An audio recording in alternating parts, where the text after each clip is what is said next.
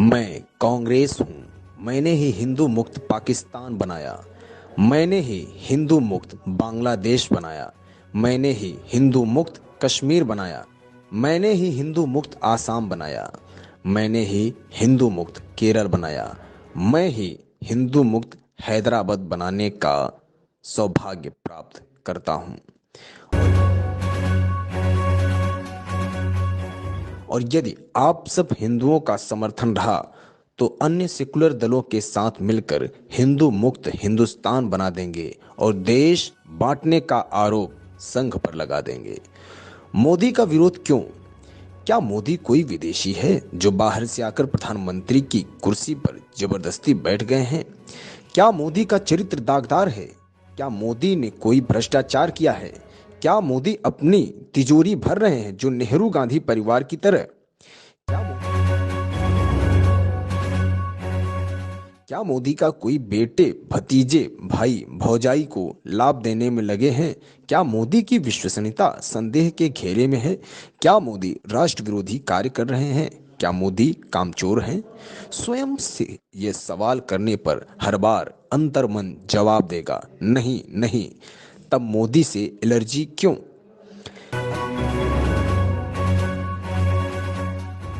अल्पज्ञानी आरोप लगाते हैं कि राम मंदिर नहीं बनवाया, धारा 370 नहीं हटवाया, पीडीपी के गठबंधन किया, 15 लाख नहीं दिए, अच्छे दिन नहीं आए। तो ये बताओ कि तुम्हें सभी विषयों में 100% नंबर मिले थे क्या? पहले नौकरी लगते ही घर खरीद लिया था क्या? पांचवा तल्ला बनने से पहले मजबूत नींव नहीं बनाई थी क्या? पांचवा गियर पहले लगता है कि पहला गियर? उदाहरण और भी जोड़ सकते हैं। कोई नहीं बताता कि अगर मोदी नहीं तो कौन कौन कौन बना सकता है स्थायी सरकार? कौन बनवा सकता है राम मंदिर? कौन हटवा सकता है धारा 370? कौन करवा सकता है किसानों की सुरक्षा? कौन करवा सकता है भारत की रक्षा?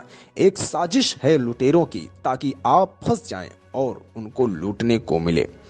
2014 से आज तक सारे चोर, चुहार, देशद्रोही, आतंकी टाइप के लोग क्यों पगलाए हैं? जरा सोचिए। अगर आपने आज मोदी का साथ नहीं दिया तो जैसे वाजपेयी सरकार के जाने के बाद सोनिया की गुलामी 10 साल तक करनी पड़ी थी, अब की बार शायद 100 साल से भी ज्यादा करनी पड़ेगी। खून के आंसू रोना पड़ेगा। सोचिए।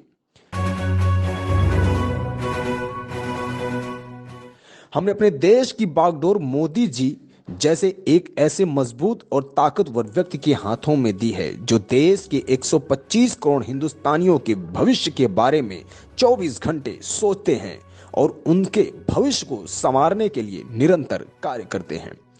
मीडिया और लोगों का विरोध सुनकर भी वो देश के भविष्य के लिए कार्य कर रहे हैं, अपने लिए नहीं, हमारे भारत के स्वर्णिम भविष्य के लिए जी रहे हैं।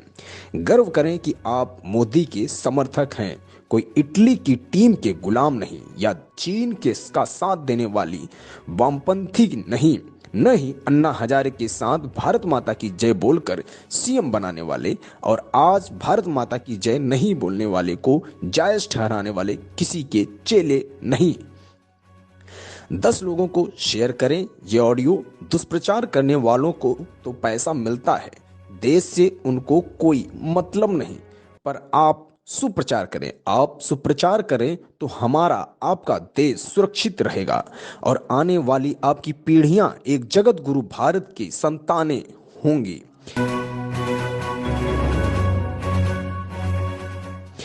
जब देश का बंटवारा हुआ तब सरकार किसकी थी? जब पाक अधिकृत कश्मीर बना तब सरकार किसकी थी? जब मुंबई पर हमला हुआ तब सरकार किसकी थी? जब चाइना ने जमीन हड़पी तब सरकार किसकी थी? जब वीर सैनिकों के सर काट के पाकिस्तानी ले गए तब सरकार किसकी थी? बोफोर्स का घोटाला हुआ तब सरकार किसकी थी? सैनिकों की वर्दी का पैसा खा गए, वो सरकार किसकी थी? सरकारों का कत्लेआम किया, वो सरकार किसकी थी? शिमला का समझौता कर देश की बेशकीमती जमीन पाक को दे दी, तब सरकार किसकी थी? आसाम में हिंदुओं का खून बहा, तब सरकार किसकी थी? कश्मीरी पंडितों को मारा गया तब सरकार किसकी थी? कॉमनवेल्थ घोटाला, कोल घोटाला, 26 घोटाला, 2G घोटाला, तब सरकार किसकी थी? दूरदर्शन के मोनो से सत्यम शिवम सुंदरम हटाने वाली सरकार किसकी थी? भारतीय मुद्रा से सत्यमेव जयते हटाने वाली सरकार किसकी थी? वंदे मातरम का अपमान किया वो सरकार किसकी थी? इंदिरा गांधी के रास्ते में आने वाले लाल बहादुर शास्त्री की ताशकंद में रहस्यमय हालात में मौत हो गई। नेहरू के लिए खतरा बन रहे श्यामा प्रसाद मुखर्जी और दीनदयाल उपाध्याय की हत्या कर दी गई और पुलिस ने आज तक इस साजिश से पर्दा नहीं उठाया। राजीव गांधी के लिए चुनौती बन रहे वीर बहादुर सिंह की पेरिस में मौत हो गई, जबकि उनके हृदय को कोई समस्या नहीं थी। सोनिया गांधी के खिलाफ कांग्रेस अध्यक्ष का चुनाव लड़ने की दो लोगों ने हिम्मत की, राजेश पायलट और जितेंद्र प्रसाद। राजेश पायलट की कार को एक रहस्यमय ट्रक टक्कर मारकर गायब हो गया और जितेंद्र प्रसाद बरेली के सर्किट हाउस में मर गए। इसके पहले सोनिया को चुनौती देने वाले सीताराम केसरी को पार्टी से भगा दिया गया था। राहुल गांधी के लिए खतरा साबित हो रहे माधवराव सिंधिया एक प्लेन एक्सीडेंट में मारे गए, जबकि उनका प्लेन ब्रांड न्यू था और उसमें कोई समस्या नहीं थी और किसी भी मौसम में उड़ने वाला सिस्टम लगा था। कांग्रेस और विदेशी कंपनियों के लिए खतरा बन चुके राजीव दीक्षित की मौत हो गई। राजीव भाई की मृत्यु की खबर किसी भी मीडिया चैनल ने नहीं दिखाई। मित्रों, जो भी इस परिवार के अत्याचारों के खिलाफ आवाज उठाता है उसकी रहस्यमय हालात में मौत हो जाती है। सच थरूर की पत्नी भी इस बात का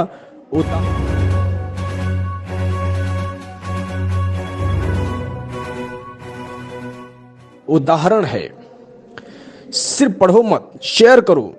संविधान की धारा 30A के तहत विद्यालयों में गीता रामायण पढ़ाना क्यों प्रतिबंधित है और मदरसों में कुरान और ईसाइयों को बाइबल पढ़ाने की छूट? हिंदू मंदिरों और तीर्थ स्थानों के चढ़ावे पर 70% सरकार का हक, मस्जिदों और मजारों पर चढ़ावे का पूरा हक उन्हीं का, साथ ही सरकारी अनुदान। बाबा अमरनाथ कैलाश पर्वत की यात्रा पर सरकार को टैक्स, लेकिन हज यात्रा पर सब्सिडी। इच्छा है तो इस मैसेज को आगे बढ़ाएं, वरना स्वयं को भारतीय कैसे कहेंगे? जय हिंद। मित्रों, ये लाइनें, पंक्तियां जरूर पढ़िएगा, पूरा पढ़िएगा। चाइना मोदी के खिलाफ, अमेरिका मोदी के खिलाफ, CIA मोदी के खिलाफ, CBI मोदी के खिलाफ, IB मोदी के खिलाफ, ISI मोदी के खिलाफ, पाक मोदी के खिलाफ, कांग्रेस मोदी के खिलाफ, जदयू मोदी के खिलाफ, BSP मोदी के खिलाफ, सपा मोदी के खिलाफ, CPI मोदी के खिलाफ, CPIM मोदी के खिलाफ, आम आदमी पार्टी मोदी के खिलाफ, लालू भालू मालू कालू राहू माया कजरी सब मोदी के खिलाफ। सारी कायनात लगी है एक शख्स को झुकाने में। जाने किस मिट्टी का इस्तेमाल किया रब ने मोदी को बनाने में। मैं मुफ्त भोजन दूंगा राहुल गांधी, मैं मुफ्त पानी दूंगा केजरीवाल।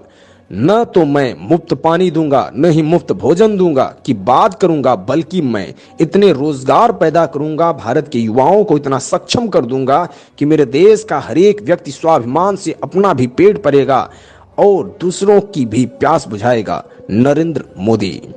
अगर देश के लिए कुछ करना है तो यह संदेश 3 लोगों को भेजें, बस एक कड़ी जोड़कर देखें, पूरा देश जुड़ जाएगा। जरा सा फॉरवर्ड करिए इस वीडियो को। धन्यवाद।